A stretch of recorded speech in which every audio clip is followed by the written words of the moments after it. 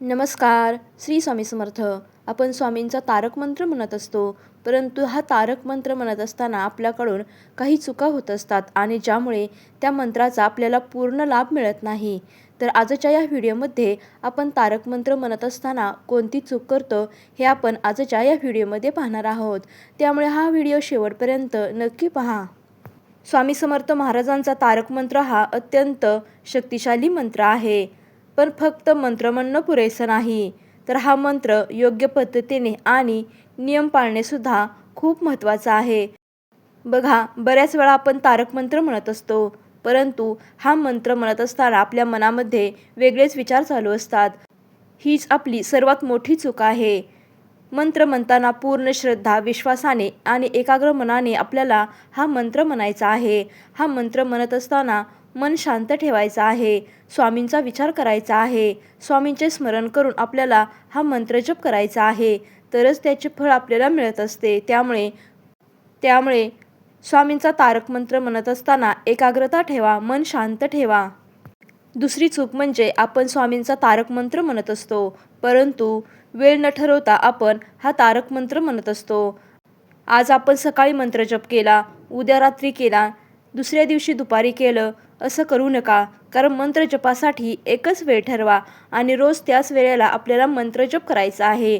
आपण आपल्या वेळेनुसार हा मंत्र जप करत असतो, परंतु मंत्र जपासाठी एकच वेळ ठरवा आणि त्याच वेळेला करा.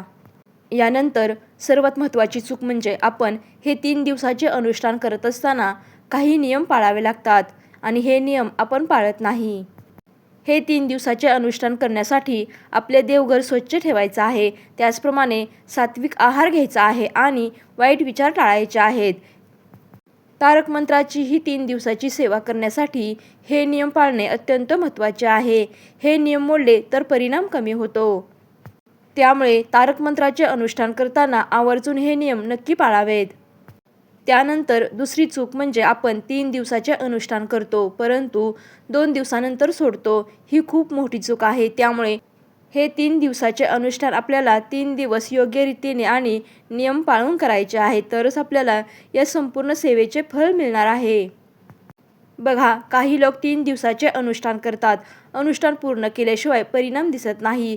काही लोक अनुष्ठान पूर्ण केल्यानंतर लगेच परिणाम दिसला नाही, सेवेचे फळ मिळाले नाही किंवा श्रद्धा आणि विश्वास ठेवला नाही, तर या सेवेचे फळ या लोकांना मिळत नाही. त्यामुळे श्रद्धा आणि विश्वास ठेवणे खूप महत्त्वाचं आहे.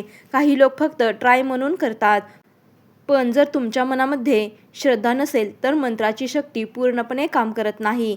त्यामुळे विश्वास ठेवा आणि स्वामींवर सोडा. जर तुम्ही स्वामी समर्थ महाराजांच्या तारक मंत्राचे 3 दिवसाचे अनुष्ठान करताना या चुका टाळल्या तर स्वामी समर्थ तारक मंत्र नक्कीच तुमच्या आयुष्यात बदल घडवेल. त्यामुळे हा तारक मंत्र म्हणत असताना श्रद्धा ठेवा, नियम पाळा, सातत्य ठेवा. यामुळे स्वामी समर्थ तुमच्या जीवनामध्ये नक्की चमत्कार घडवतील. हा व्हिडिओ आवडला असेल तर लाईक करा आणि कमेंटमध्ये श्री स्वामी समर्थ नक्की लिहा आणि चॅनेलला नक्की सबस्क्राईब करा. धन्यवाद.